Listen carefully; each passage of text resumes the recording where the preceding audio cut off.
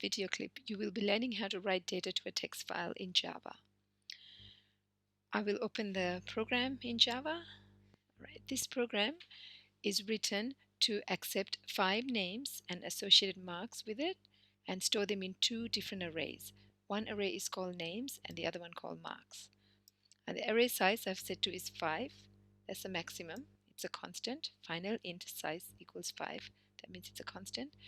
And I have used that name of the constant size into the array size. So first, names is storing 5 strings. Marks is storing 5 integers. Okay, so this is assuming the student marks are not, for example, with decimal values. Okay, just whole numbers, integers. And then we have also scanner keyboard new scanner system in. This is because we need to read in input from the keyboard, right?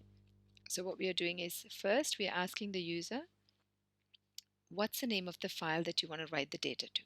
Just like when we were reading from a data file, we asked what's the name of the data file that you want the data read in from.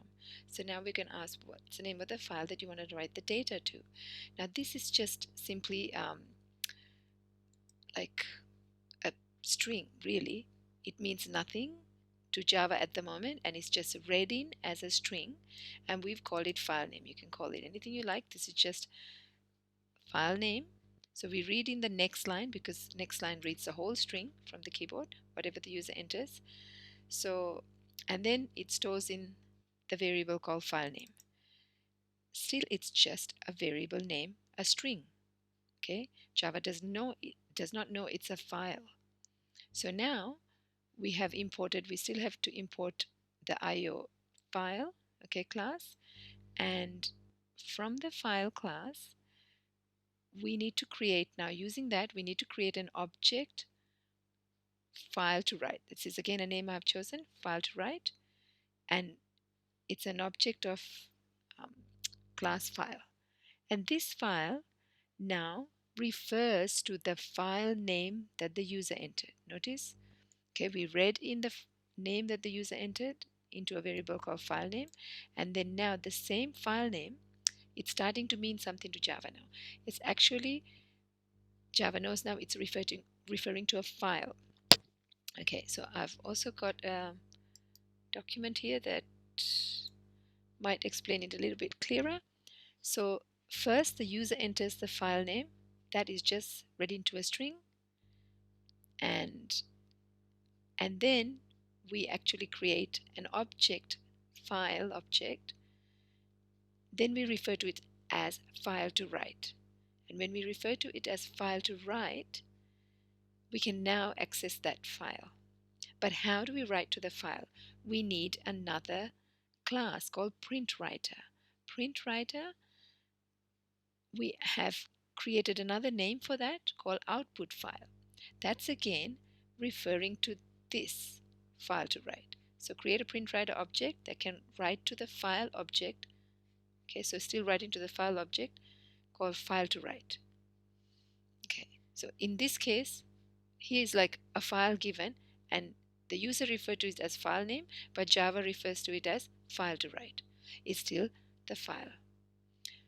Okay, and then now we use PrintWriter, but we create another name for it because every class, we can't just use the class name, right? We are actually using the name of an object. So this object is called output file, and we are referring now to write to this file. Okay, so they are all kind of referring to the same thing. Okay, so now if you look at this is how I've done it here. So file to write. Did I actually say file to read or file to write? Okay, it's file to write. That's good. I thought I made a mistake there.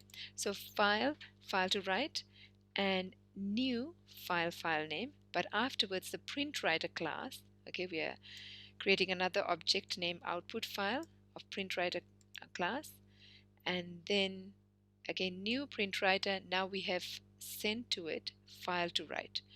File to write is an actual file in Java, right? Which is the name that you had entered before called file name, but it's the object. So here's file to write. And then once we have that, okay, we are done with that. We've actually now created the objects ready to write the data to. But before we write the data, because rather than me entering any data, we have to practice some arrays. I've just created an array here and storing from the keyboard, asking the user enter the name of the student. Notice here I've got I plus 1 because I starts at 0. I starts at 0, the index 0, the first index. But the student is not 0. It's the first student. So we have I plus 1. Okay, I plus 1. What did I just do? Okay, so we have I plus 1 here, and then a colon to just give it a bit of space and enter the name. And then we are storing it in the array called names I. Okay, so the first one is in the 0th position, and reading it just straight from the keyboard because it's a name, so it's a whole line. And then we ask for the mark. This time we can just say enter the name, enter the mark for so and so, because we've just stored the name of the student.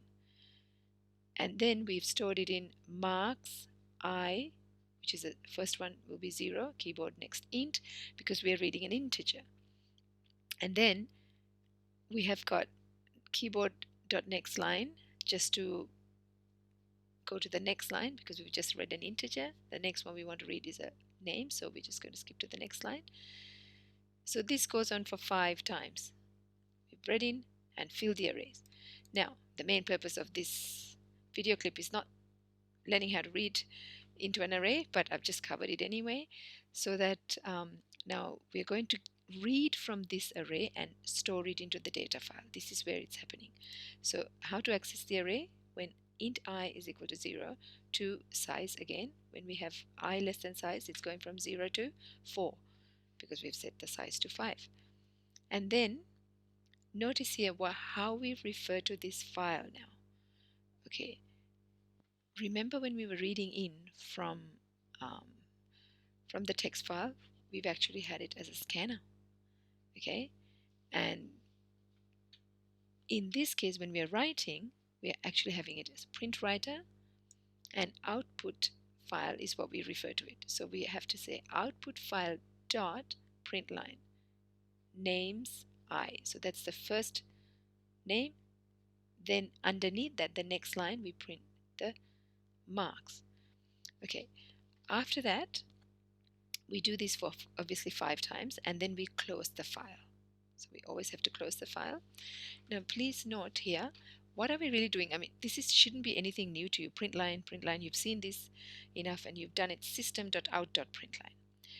Because streaming of data, okay, there's 2 ways. Like you can read in from the keyboard, or you can read in from the file, or you can write to the screen, or you can write to the file.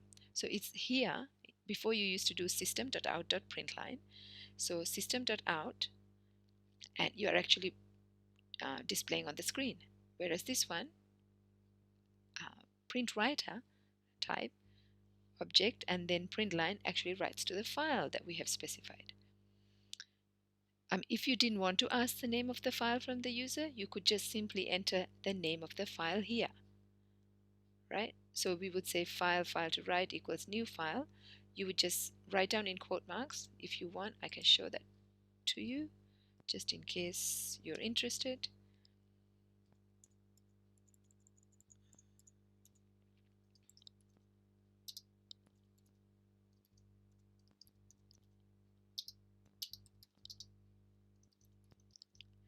So maybe it's called the results file, okay, results.det or txt or whatever.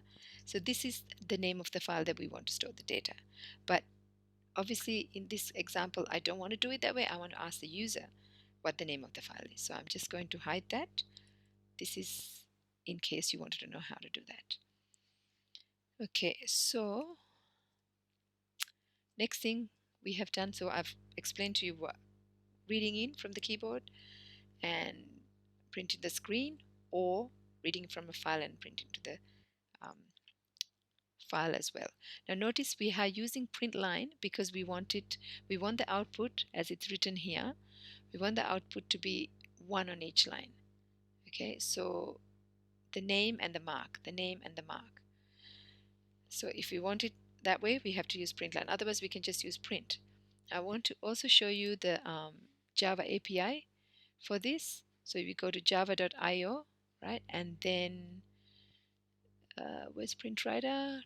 I've already picked it here, but I want to show you through here. So this is the PrintWriter that's available here.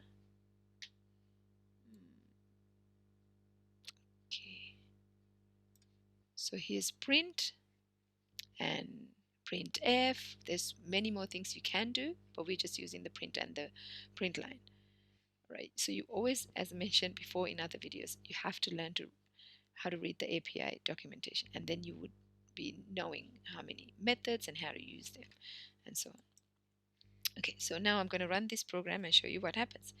By the way, when you do create this file, when you have asked the user to enter the name and we actually create an output file here, what happens is you're creating a brand new file with that name that the user entered. If the file already exists, it will overwrite it. So be careful. If there's data there, it'll be gone. And if the file doesn't already exist, it will create a new one. Okay, so we're going to write this one. So first Java write to file, and then let's run it now. Enter the file name to write the data to. So I might want to call it marks.dat. Okay, and the name of first student, Mary. Name marks for Mary is 78, and the next student is Jack. Marks for Jack is 68. Next student is Huang, and he's got 89. We'll have Joseph. He's got 70. And another student, name Katie. Katie's got the best mark. She's got 95. All right, so now we don't see anything happening. Okay, just reading the marks, and that's it, total silence, because we didn't ask to display from the file. Now, if you want to actually see the file, remember how to view the file. More marks.dat. Check if we've got the data that we've entered. Yes, Mary 78, Jack 68, Huang, all this is correctly entered. So this is your file, right? And if you run this again and give the same file name, this Mary, Jack, and Huang's marks will be deleted and the new ones will be entered. And so you can, in fact, now after writing to this file, you can use this file to read in the data from.